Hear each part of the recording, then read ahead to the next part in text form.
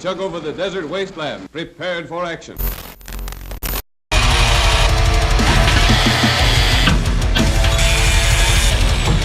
What's up, everybody? Today I'm going to show you how to install a Motobilt frame chop rear bumper. You're going to need some basic hand tools as well as a welder, sawzall, cutoff wheels, some welding skills. Either you feel comfortable doing that or you pay somebody to do it for you. Either way, it needs to get done to install this bumper. So I already had the bumper removed when I started filming, so I'm sure you can find out how to do that from another YouTube video or online somewhere, forums, whatever. You can see I got I didn't really put it in the video, me being all upset with Motobilt, something's not fitting right, but anyways, everything worked out good. Any issues I had, Bobby, the owner of Motobilt, responded right away and helped me out and helped me get back on track. Super cool dude, and they stand behind their products and they're really helpful. Like I said, I mean, it was a Saturday and I put something on my Instagram story complaining about some metric hardware that comes on the Jeep that I no longer had from the stock bumper. You're going to need the hardware from your stock bumper, or you got to go to the hardware store, and I believe there were M10 bolts that go on the side of the frame rails. But regardless, you're going to need that. You'll see what happened in the video. He responded right back and told me that I was in fact doing it wrong, and they gave me some extra hardware that I had assumed was supposed to go into the frame rail. Anyways, everything worked out great. See right here, I got to cut out this cross member right there, cut it out right there.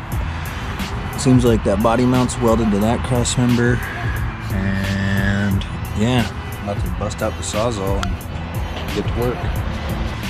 Pull out the wiring for the trailer hitch.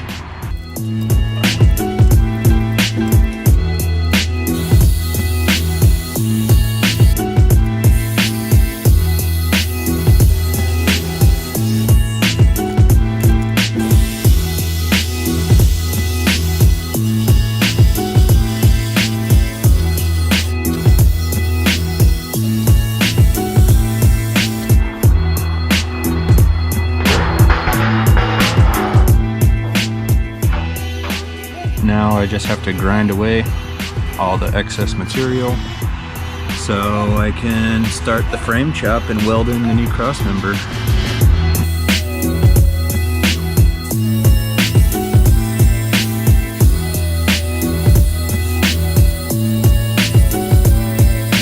Here's a jig that Motobilt sends you, so you can know where to mark your frame, where it needs to be cut, so you can weld in the new cross member. So I'm going to bend this up really quick and lay out some marks, and that'll give me a better idea of what material I need to grind, because I'm pretty sure the cut goes right there and down, so there's no point in me wasting consumables grinding all away. So let's bend it up. There's the jig on the frame. They want you to get those holes right there lined up, and that's how you'll know where to put your mark. You can tell mine isn't lined up right now because I got to remove that material so it can actually go up another 1/8 inch or so.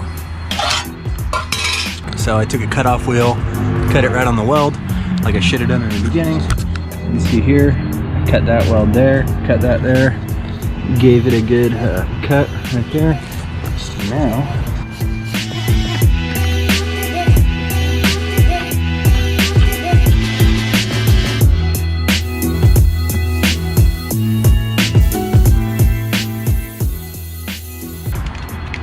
take a quick clamp, slap it on there, and yeah. So you can see it's kind of low. I kind of don't care because it's hitting on this seam right there, so it does look like it's lower by the same amount.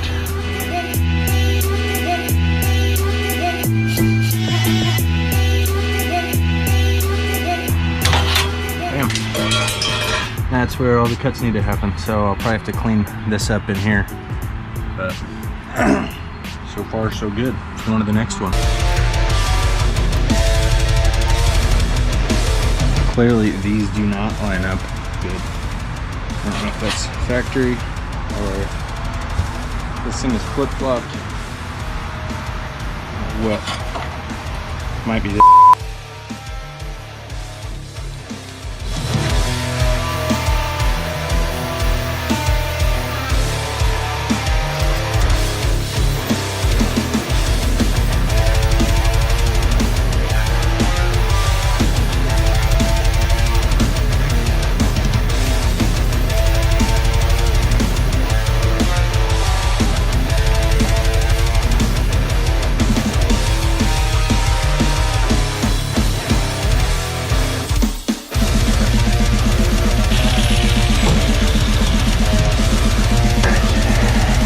All the hardware that they gave us.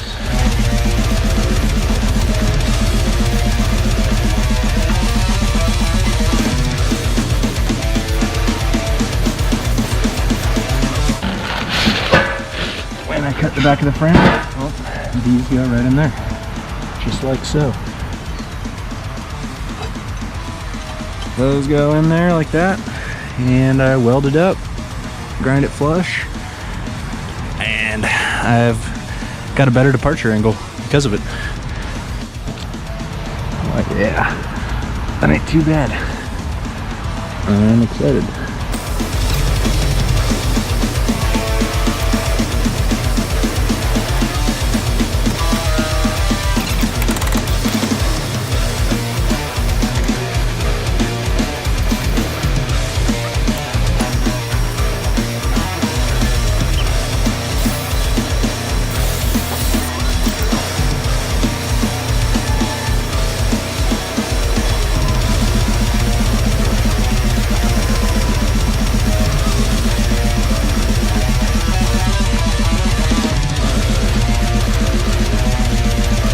Yes, nothing really to be proud of.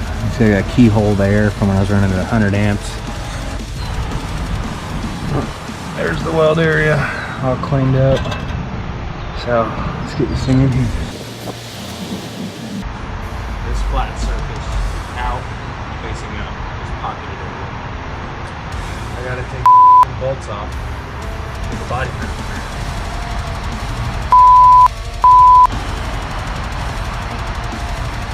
Things they don't tell you in the direction. So watch this video, you're going to find out.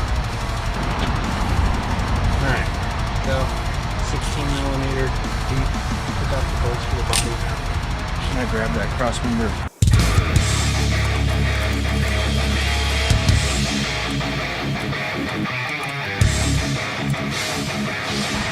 Well, one side wants to fit, the other side doesn't. So, when you know it, a unibit and open up some holes.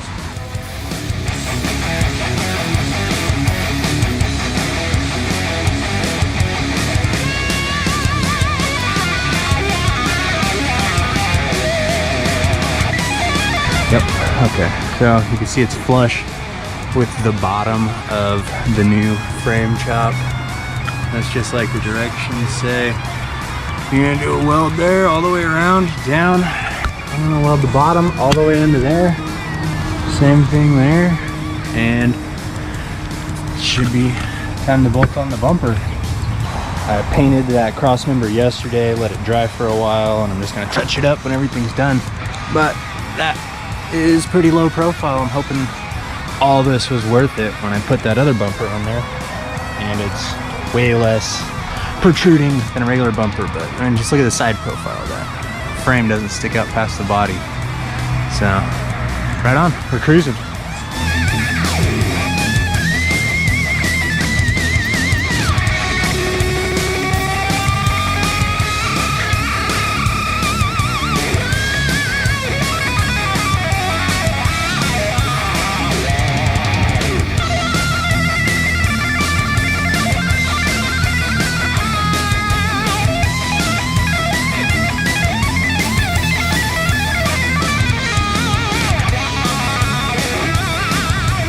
you could be the judge of if a stock muffler will fit under here. I did have to pull out the heat shield from there to get this new cross member in. So just food for thought before you order one of these. Consider your exhaust. Now I just got to throw in these guys. See, I used a pry bar to get them out. If you're having trouble getting them out, pry bar is the way to do it. Oh yeah. And now these don't fit the opening from Motobilt, so I'm sure I get to grind that away. Let's see if this one goes. Nope. Now it fits. Whole lot of grinding, but I guess that's what I get. This isn't a bolt-on bumper, so I can understand. It's just frustrating. You can tell we got everything masked off really good, ready for paint, cleaned up real nice. So this is the final step. Make sure it doesn't rust. If you don't like the way I paint, leave a comment or a concern. Talk with the secretary. So let's see if one man can do this.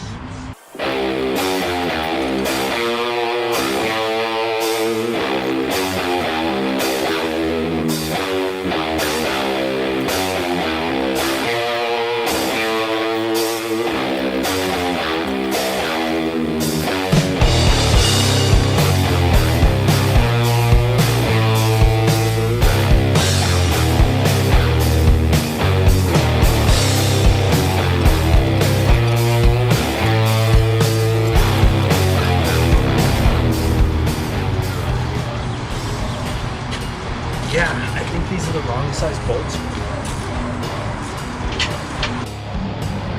Yep. Just like I said, these are metric because this thing's a Fiat, I'm pretty sure, or a Mercedes, or whoever was making Jeeps at the time in 2012. All right, so I know what you're thinking. I look like a transformer. I took a shower, so I had to go get new hardware.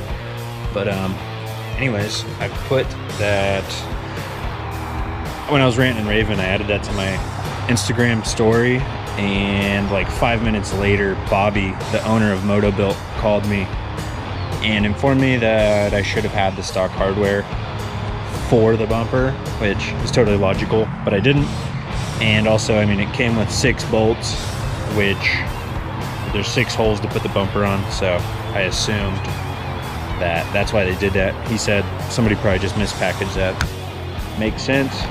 I'm no longer mad about that, because every time I get pissed off and I call him, he's always pretty cool about responding quickly. And also how I had to grind out the bolts for the body mount washers. He said those sizes changed between generations of the JK. Well, not generations, but I guess between years.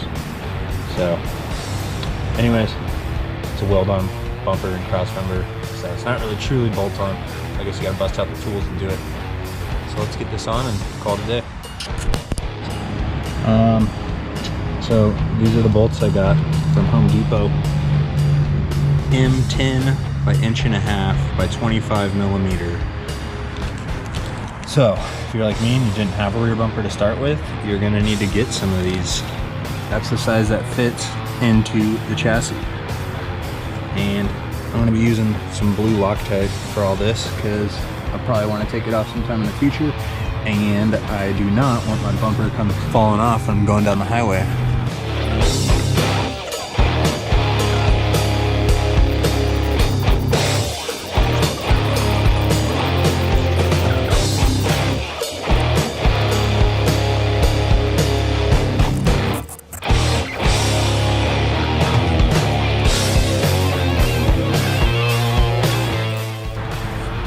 I guess I'll just eyeball it and pull it out as far as it'll come. I think that's a solid plan. The gap looks pretty even with it pulled all the way out. So you can see it's got these slots where it slides in and out. where I could push it in all the way.